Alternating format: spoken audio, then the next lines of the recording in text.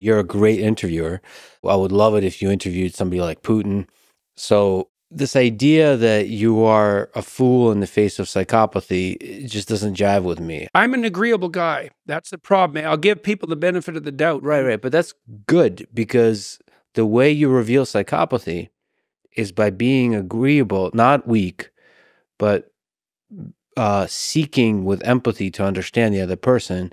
And in the details, in the little nuanced ways that they struggle with questions, the psychopathy is revealed. So, we're kind of, just to separate the two things. So one, overrepresentation of psychopathy online with anonymity, that's a serious, fascinating problem. But in the interview, one-on-one, I don't know if the job of a human being in conversation is to not talk to psychopaths, but to talk. I mean, like, how would you interview Hitler? Well, I've had very difficult clinical interviews with people in my clinical practice, and so how do you approach that? Well, I really probably approach that the way I approach most conversations, and it's something like, I'm going to assume that you're playing a straight game, but I'm going to watch, and if you throw the odd crooked maneuver in, then I'll note it. And after you do it 3 times, I'll think, okay, I see. I thought we were playing one game, but we're actually playing another one. And if I'm smart enough to pick that up, that usually works out quite successfully for me. But I'm not always smart enough to pick that up. But see, here's the nice thing. There's a one-on-one conversation that's not recorded is different than one that's listened by a lot of people, because I would venture I trust the intelligence of the viewer and the listener to detect even better than you. Yes, and I think that's true, by the way. To detect the psychopathy. Yeah, I've had the odd interview with people that I wasn't happy with having organized, because I felt that I had brought their ideas to a wider audience than might have been appropriate. But my conclusion, and the conclusion of my producers and the people I talked to, was that we could run the interview, the discussion, and let the audience sort it out. And I would say they do. So I think, as a general rule of thumb, that's true. And I also think that the long form interviews are particularly good at that, because it's not that easy to maintain a manipulative stance, especially if you're empty for like 2.5 hours. Yes. You get tired, you get irritable, you show that you lose the track, you're going to start leaking out your mistakes. And that actually is the case for all the world leaders. I would say 1 hour is too short. Something happens at like 2 hour plus mark where you start to leak, and I'm trusting the intelligence of the listener to sort of to detect that. Yeah, and it might be the intelligence of the distributed crowd. And I mean, that is what I've seen with the YouTube interviews, is that it's hard to fool people as such over a protracted period of time. And I guess it's partly because everybody brings a slightly different set of falsehood detectors to the table. And if you aggregate that, it's pretty damn accurate. But of course, it's complicated, because ideas of Nazi ideology spread in the 1920s. There was a real battle between Marxism and Nazism. Oh, yeah. And I believe there's some attempts at censorship of Nazi ideology. Censorship very often does the opposite. It gives the fringe ideologies power if they're being censored, because that's an indication that the man in power doesn't want the truth to be heard. This kind of idea, and that just puts fuel to the fire. It also motivates the paranoid types, because one of the reasons that paranoia spirals out of control is because paranoid people almost inevitably end up being persecuted, because they're so touchy and so suspicious that people start to walk on eggshells around them as if there are things going on behind the scenes. And so then they get more distrustful and more paranoid. And eventually they start misbehaving so badly that they are actually persecuted, often by legal authorities. And, it's down the rabbit hole they go.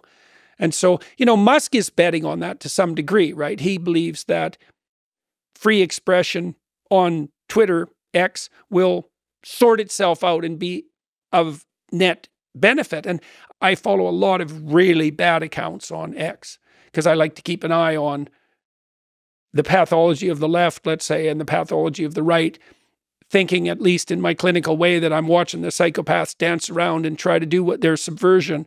And it's an ugly place to inhabit, that's for sure. But it's also the case that a very tiny minority of seriously bad actors can have a disproportionate influence. And one of the things I've always hoped for social media channels is that they separate the anonymous accounts from the verified accounts. They should just be in different categories. People who will say what they think and take the hits to their reputation. Anonymous types, if you want to see what the anonymous types say, you can see it, but don't be confusing them with actual people, because they're not the same. We know that people behave more badly when they're anonymous. That's a very well-established psychological finding. Well, and I think the danger to our culture is substantive. I think the reason that everything started to go sideways pretty seriously around 2015 is because we invented these new modes of communication. We have no idea how to police them. And so the psychopathic manipulators, they have free rein. About 30% of the internet is pornography. A huge amount of internet traffic is outright criminal. And there's a penumbra around that that's, psychopathic, narcissistic, troublemaking trolls. And that might constitute the bulk of the interactions online. And it's partly because people can't be held responsible. So the free riders have free rein. It's a fascinating technical challenge. Yeah. Of how to make our society resilient to the psychopaths on the left and the right. Yeah. It might be the fundamental problem of the age, given the amplification of communication by our social networks. And sort of to generalize across psychopaths, you could also think about bots. Yeah. Which behave similar to psychopaths in their certainty and not caring. They're maximizing some function. They're not caring about anything else. Attention, Yeah. Short-term attention, even worse. Yeah, because you might, that's another problem, eh? Like, if the algorithms are maximizing for the grip of short-term attention, they're acting like immature agents of attention, right? And so then imagine the worst-case scenario is negative emotion garners more attention, and short-term gratification garners more attention. So then you're maximizing for the grip of short-term attention by negative emotion. I mean, that's not going to be a principle. If we were talking earlier about, unsustainable unifying axioms, that's definitely one of them. Maximize for the spread of negative emotion that garners short-term attention. Jesus, brutal. I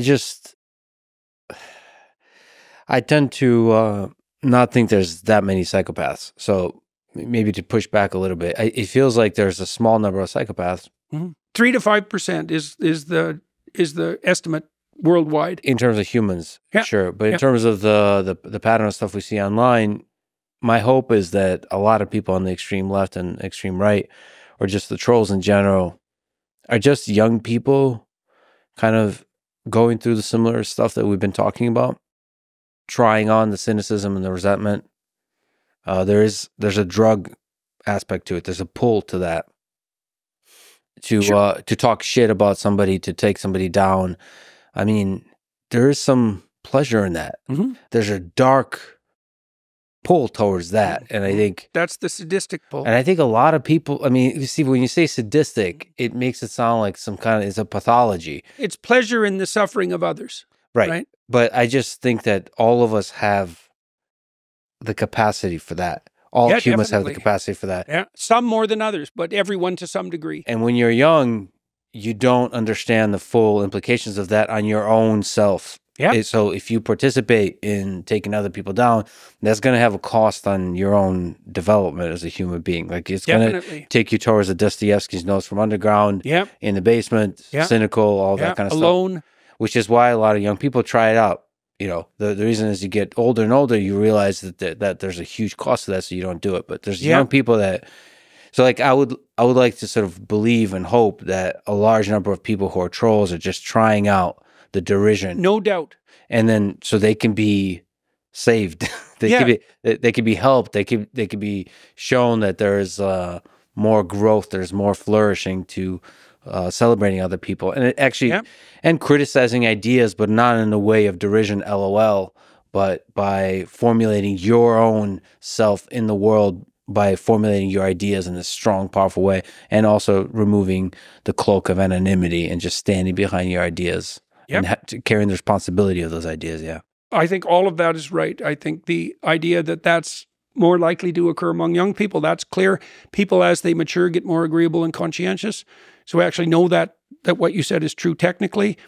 It's definitely the case that there's an innate tilt towards pleasure in that sort of behavior, and it is associated to some degree with dominance driving. And I do think it's true, as you pointed out, that many of the people who are toying with that pattern can be socialized out of it. In fact, maybe most people. Even the repeat criminal types tend to desist in their late 20s. So imagine that, so 1% of the criminals commit 65% of the crimes. So imagine that 1% are the people that you're really concerned with. They often have stable patterns of offending that emerged in very, very young, like even in infancy, and continued through adolescence and into adulthood. If you keep them in prison until they're in the middle of their late 20s, most of them stop. And that might be the easiest way to understand that might just be delayed maturation. So are most people salvageable? Yes, definitely. Is everyone salvageable? Well, at some point it becomes, first of all, they have to want to be salvaged. That's a problem. But then it also becomes something like, well, how much resources are you going to devote to that? Like the farther down the rabbit hole you've gone, the more energy it takes to haul you up. So there comes a point where the probability that you'll be able to get enough resources devoted to you to rescue you from the pit of hell that you've dug is zero. And that's a very sad thing. And it's very hard to be around someone who's in that situation. Very, very hard.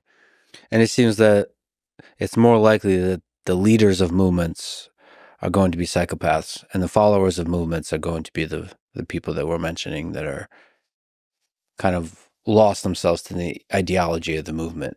Well, we know that what you said is true even historically to a large degree because Germany was successfully denazified.